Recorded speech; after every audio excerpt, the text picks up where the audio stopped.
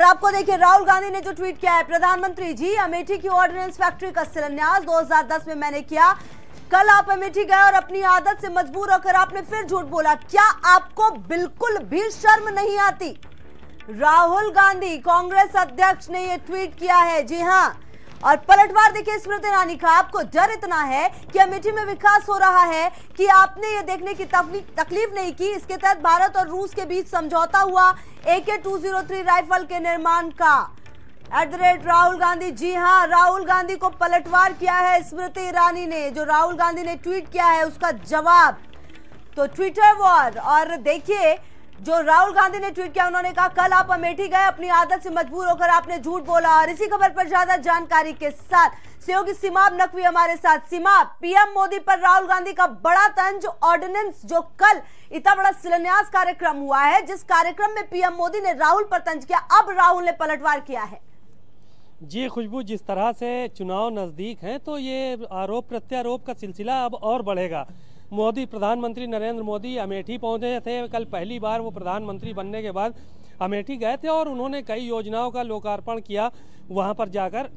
हालांकि इस पूरे मामले पर राहुल गांधी को ये बात हजम नहीं हुई और उन्होंने फौरन उस पर ट्वीट किया और कहा कि 2010 में उन्होंने ऑर्डिनेंस फैक्ट्री का वहाँ पे शिलान्यास पहले ही किया था और प्रधानमंत्री नरेंद्र मोदी अपनी आदत से मजबूर हैं। वो झूठ बोल रहे हैं कि उन्होंने जो है वो नई फैक्ट्री यहाँ पर दी है। तो प्रधानमंत्री की जो भाजपा की तरफ से स्मृति ईरानी, चूंकि वहाँ से चुनाव लड़ चुकी हैं अमेठी से और इस बार चुनाव फिर लड़ सकती हैं, तो इन सब बातों को ध्यान में रखते हुए स्मृति ईरानी ने भी ट्वीट किया और उनसे जो है वो कहा कि विकास आपसे देखा नहीं जा रहा है। तो इससे साफ जाहिर है कि अब चुनावी सरगर्मियाँ तेज हो गई हैं पूरे भारत में। और भाजपा ये पहले भी नारा दे चुकी है कि हम कांग्रेस मुक्त भारत करना चाहते हैं। इसी के मद्देनजर अमेठी और रायबरेली, सोनिया और राहुल के गढ़ में लगातार स्मृति ईरानी और भाजपा के तमाम बड़े नेता सक्रिय रहे हैं। और इसी बात को लेकर कल प्रधानमंत्री नरेंद्र मोदी ने भी वहाँ शिलान्यास उद्घाटन किया और इसको जो है वो राहुल गांधी ने पलटवार किया। राहुल को शायद ये लगता है कि ये इस विकास कार्यों को लेकर कहीं ना कहीं उनको इस बार की लोकसभा चुनाव में बने रहिए हमारे साथ। राकेश त्रिपाठी हमारे साथ बीजेपी के नेता जुड़ गए हैं। बहुत बहुत स्वागत राकेश जी आपका भारत समाचार पर। क्या कहेंगे? राहुल गांधी ने कहा है 2010 में ऑर्डिनेंस फैक्ट्री का शिलान्यास किया है राहुल गांधी ने। राहुल गांधी ने बिल्कुल ठीक कहा है, इस बात को हम इनकार नहीं कर रहे हैं जी। लेकिन राहुल गांधी जी को ये भी बताना चाहिए कि 12 पंपूर गन वहां पर केवल बनने वाली थी, अब तक 12 बोर की और आज AK-203 जो विश्व की सबसे अच्छी अत्याधुनिक राइफल है, वो राइफल वहाँ बनना शुरू होगी। आखिर क्यों 2007 में इसका शिलान्यास होता है, 2010 तक वहां से गन बनना शुरू नहीं होती है, 12 बोर की गन बनना शुरू होती है, वो आखिर देश को अत्याधुनिक क्यों नहीं होने देना चाहते? और इस बात का भी इंटेक उनका जो मजदूर संगठन है वो इस बात का भी विरोध करने का काम करता है। ठीक है, बने रहिए राकेश जी, बने रहिए हमारे साथ। हिलाल नकवी भी जुड़ गए हमारे साथ, कांग्रेस के नेता। बहुत बहुत स्वागत हिलाल साहब आपका भारत समाचार पर। राहुल गांधी ने खुद को क्रेडिट दिया है, 2010 में शिलान्यास किया है, फिर जब शिलान्यास कर ही दिया तो अब AK-203 बनाने की जरूरत अब क्यों पड़ी है? पहले से क्यों नहीं बनी? देखिए, ये सवाल कि पहले से क्यों नहीं बनी, तो ऑर्डिनेंस फैक्ट्री में बहुत सी चीजें बनती हैं, कोई सिर्फ एक चीज नहीं बनती है। अब जो राफेल बनाने की बात कर रहे हैं प्रधानमंत्री जी, तो ये जो है ये उसका शिलान्यास और उद्घाटन, देखिए ये इवेंट मैनेजमेंट वाली पार्टी है और इन्होंने कोई काम किया नहीं है। ठीक है, कोई काम नहीं किया, कामों को अपना काम बता करके, चाहे वो आपने देखा ही है कि जो एक्सप्रेस वे हुआ उसका उद्घाटन कर दिया, मेट्रो है उसका फिर से उद्घाटन कर दिया, क्योंकि इनके पास कुछ करने को। ठीक है, जवाब लेते हैं हिलाल जी, जवाब लेते हैं लाल साहब। राकेश जी, आपने कुछ काम नहीं किया, आप बस किए हुए कामों का शिलान्यास कर रहे हैं। नहीं, बड़ा आश्चर्य है कि राहुल गांधी जी जाने क्यों राइफल का कभी विरोध करना शुरू करते हैं, कभी राफेल का विरोध करना शुरू करते हैं। अरे भाई, आपको भाजपा का विरोध करना है, भाजपा का विरोध करिए, कम से कम देश को सशक्त होने का विरोध मत करिए। आज देश को सशक्त होने का विरोध मत करिए हिलाल साहब जी। राकेश त्रिपाठी आरोप लगा रहे हैं आप पर। नहीं, उनको यही कहना चाहिए। देखिए, इन लोगों के पास कहने को कुछ नहीं है, इनके पास सारी बातों को घुमा फिरा करके देश का विरोध, देश विरोधी। अरे ऑर्डिनेंस फैक्ट्री में राइफल बन रही है, अच्छी बात है, इसका विरोध किसने किया? आप झूठ बोलते हैं, होता है, आप ही बेहतर जानते हैं। ऑर्डिनेंस फैक्ट्री थी या नहीं थी वहां पर पहले से? ऑर्डिनेंस फैक्ट्री थी या नहीं थी राकेश जी? राकेश जी इस चीज से इनकार नहीं कर रहे कि फैक्ट्री थी नहीं थी? भारत तो पहले भी था, भारत आज भी है जी, लेकिन वो भारत जिस भारत के प्रधानमंत्री को मिलने के लिए प्रधानमंत्री राष्ट्रपति से इंतजार करना पड़ता हो अमेरिका के, आज वो भारत नहीं है। आज भारत की प्रतिष्ठा बदली है।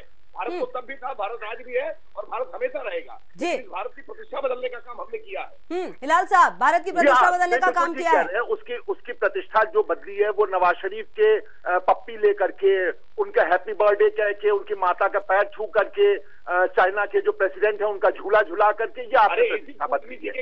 आपने जो प्रतिष्ठा बदली है वो ये बदली है। आपने जो प्रतिष्ठा बदली वो ये बदली है कि आपने पठानकोट में ISI के लोगों को बुला लिया। आपने जो प्रतिष्ठा बदली है साहब, आप क्या कह रहे हैं? क्या कह रहे हैं कि ISI को बीजेपी ने बुला लिया? आप ये आरोप लगा रहे बीजेपी पर? बिल्कुल बुलाया राकेश जी, आप पर आरोप है आपने ISI को बुलवा लिया है। बिल्कुल बुलाया। जवाब दीजिए। ISI को बुलाकर जवाब लेते हैं साहब, वो निरीक्षण कराया। ठीक है हिलाल साहब, जवाब लेते हैं। आपने बड़ा आरोप लगाया है बीजेपी पर। भारत को ISI से जितना खतरा है आज उससे ज्यादा खतरा कांग्रेस आई से हो गया है। अपने आप में बहुत दुर्भाग्यपूर्ण है। हिलाल साहब, आप ISI से बड़ा खतरा बन गए देश के लिए। नहीं, देश के लिए नहीं, नरेंद्र मोदी जी को दिखते होंगे, क्योंकि उनकी सत्ता से पदच्युत करने के लिए जो कोई भी खड़ा होगा वो खतरा हो जाएगा। ठीक है, नरेंद्र मोदी जी खतरा है। राकेश साहब, विरोध करिए, जी भर के विरोध करिए, भाजपा की नीतियों का जी भर के विरोध करिए, लेकिन अगर अमेठी में AK-203 राइफलें बनाने के लिए हमने अगर शुरुआत की है तो इसकी प्रशंसा करनी चाहिए। नीतियों की जी भर के निंदा कीजिए हिलाल साहब, कोई दिक्कत नहीं है, लेकिन AK-203 जो बन रहा है उसका स्वागत कीजिए। कहना राकेश जी का स्वागत करते हैं आप। ये कुतर्क है इनका। बात ये हुई कि उन्होंने शिलान्यास किया जो कि पहले से था वहां पर।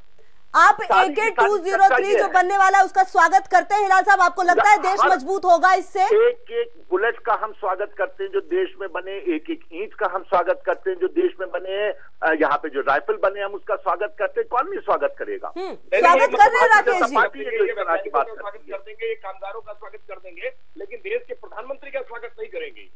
देश के प्रधानमंत्री का स्वागत नहीं करेंगे हिलाल साहब? नरेंद्र मोदी जी का स्वागत करने की बात है। वहां पे प्रधानमंत्री नहीं, नरेंद्र मोदी जी जो कि एक प्रचारक है भारतीय जनता पार्टी के, वो गए थे और उन्होंने एक झूठ का सहारा लिया जो लगातार लेते चले आ रहे हैं। प्रचारक गए थे, प्रधानमंत्री नहीं गए थे राकेश जी। अगर बार बार अलग करके देखना चाहते हैं तो आप ये बता दीजिए, राहुल गांधी जी राजीव गांधी के बेटे हैं या कांग्रेस के अध्यक्ष हैं? कांग्रेस के अध्यक्ष है राजीव गांधी के बेटे हैं राहुल जी। जवाब दें लाल साहब।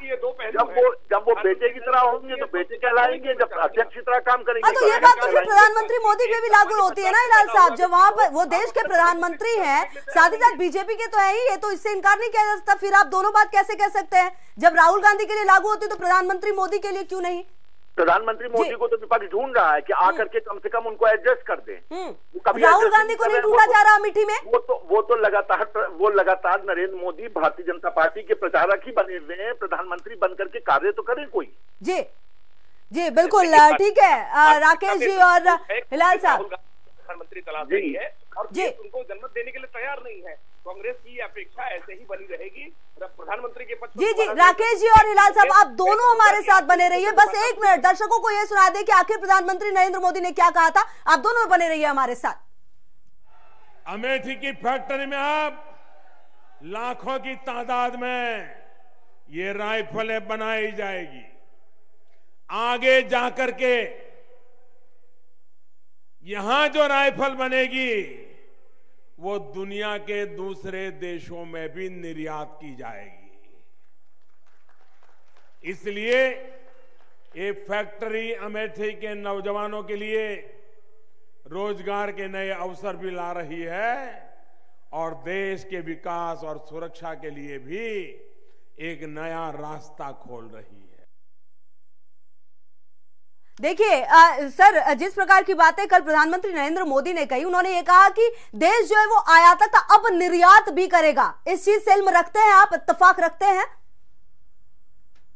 करेगा तो बहुत अच्छी बात है, इससे अच्छी कोई बात ही नहीं है। उनको कहना चाहिए था कि ऑर्डिनेंस फैक्ट्री जो है वो जिस वक्त यूपीए के कार्यकाल था उस वक्त इसका स्थापना की गई थी और आज वो फैक्ट्री इस मुकाम पे पहुंच गई है कि जहां के पर इतनी मतलब क्रेडिट नहीं मिला, इस चीज की दिक्कत है हिलाल साहब? क्रेडिट नहीं मिला है, इस चीज की दिक्कत है?